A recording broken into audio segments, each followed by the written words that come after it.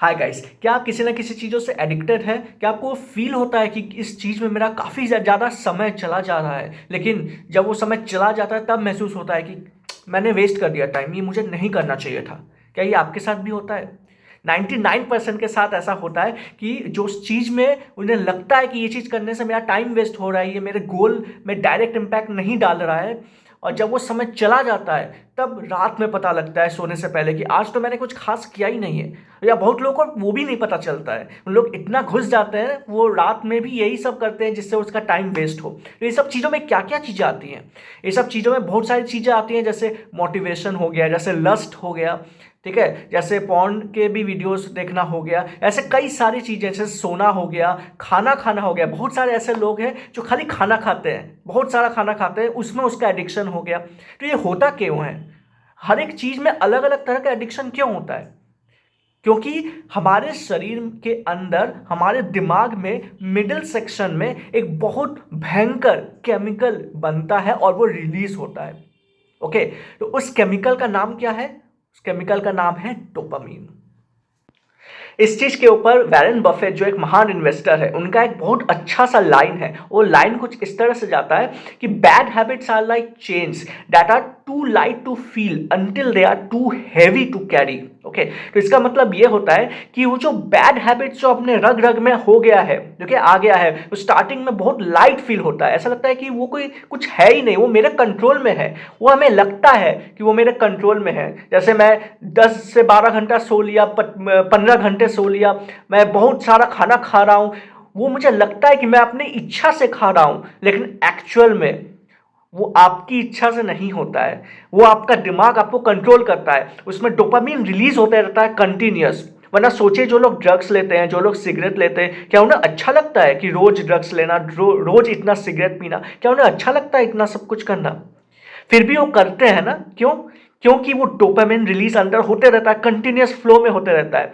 ठीक है, तो उसके बिना अगर उन्हें बोलिए कि आपको 2 दिन बिना ड्रग्स के रहना है या 2 दिन बिना सिगरेट के रहना है, क्या आप रह पाएंगे? तो उन्हें स्टार्टिंग में वो बोलेंगे कि हाँ मैं रह लूंगा, वो तो मेरे कंट्रोल में है, मैं कभी भी छोड़ सकता हूं।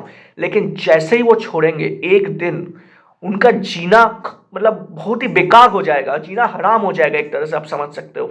इतना बेकार हो जाएगा उनका लाइफ, ऐसा लगेगा कि अगर वो नहीं मिले तो मैं अभी मर जाऊंगा, मैं अभी सुसाइड कर लूंगा। ये सारी थॉट्स उनके दिमाग में आने लगती हैं। क्यों?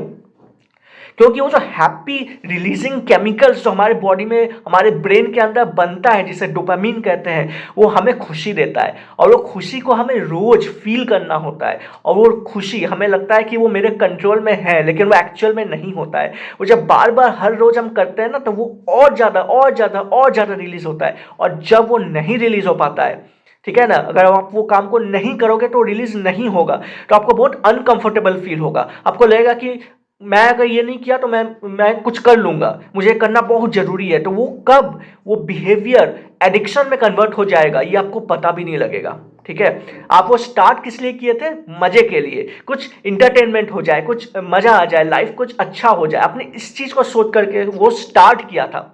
लेकिन कब वही धीरे धीरे हैबिट में कन्वर्ट हो जाएगा। और वो बैड हैबिट्स भी दो तरह की होती है, पॉजिटिव हैबिट और नेगेटिव हैबिट। अगर पॉजिटिव हैबिट होता है तो ये आपके लाइफ को बिल्कुल ट्रांसफॉर्म कर सकता है, बहुत अच्छा बना सकता है। लेकिन वही टाइम पर अगर वो हैबिट नेगेटिव हो तो वो आपके बिहेवियर को इम्पैक्ट करेगा। और वही काम होता है हमारे डोपामीन का। जब वो डोपामीन बहुत ज़्यादा सिक्रीट होने लगता है तो वो डायरेक्टली आपके बिहेवियर को इम्पैक्ट करता है। क्यों? क्योंकि आप उस चीज को किसी भी हालत में पाना चाहते हो, उस चीज के लिए आप किसी भी हद तक जा सकते हो। तो वो किसी भी हद तक आप कैसे जाओगे जब तक वो आपके बिहेवियर को इम्पैक्ट ना करे? आप अपने कंफर्ट जोन से बाहर निकलोगे, आपका जो इनबिल्ट बिहेवियर है उससे आप बाहर निकलोगे, आप कुछ ऐसा करना चाहोगे जो आपके लिए, आपके सोसाइटी के लिए, आपके आसपास के लोगों के लिए वो सही नहीं होगा।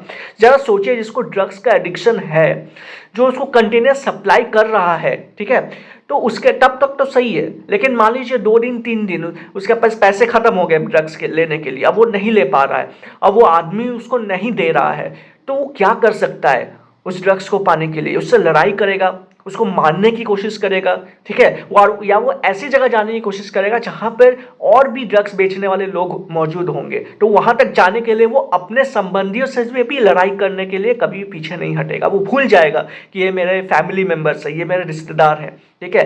तो कितने लेवल तक बिहेवियर में इम्पैक्ट डाल सकता है ये डोपामिन केमिकल, ठीक है।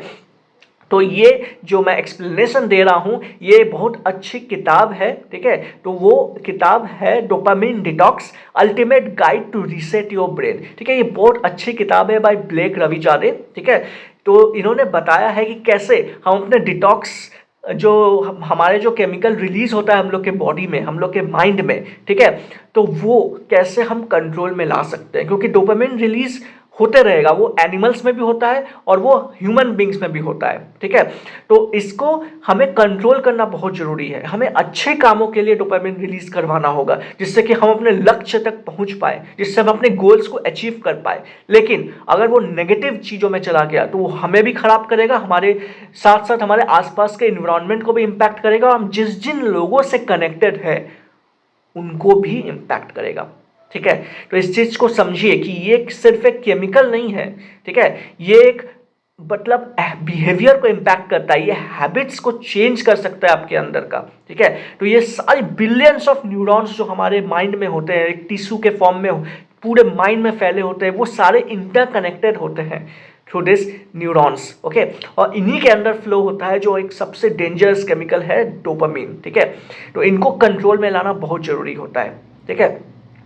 तो इससे लोग हैप्पी फील करते हैं, इसीलिए इसको हैप्पी हार्मोन भी बोलते हैं, ठीक है।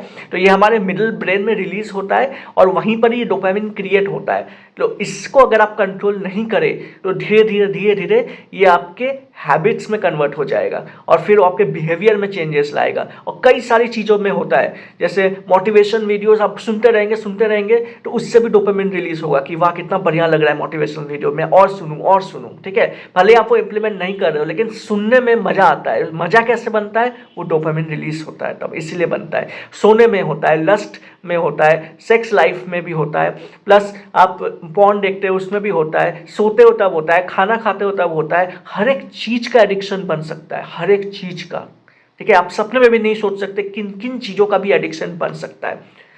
तो हमें इसको कंट्रोल में कैसे लाए, how can I control this, ये एक सबसे बड़ा क्वेश्चन है, ठीक है। तो कंट्रोल करने के लिए क्या आप अपने विल पावर को बढ़ाएंगे? ठीक है, विल पावर काम ही नहीं करेगा। कब तक आप विल पावर को कंट्रोल में लाएंगे, जरा सोचिए, कब तक?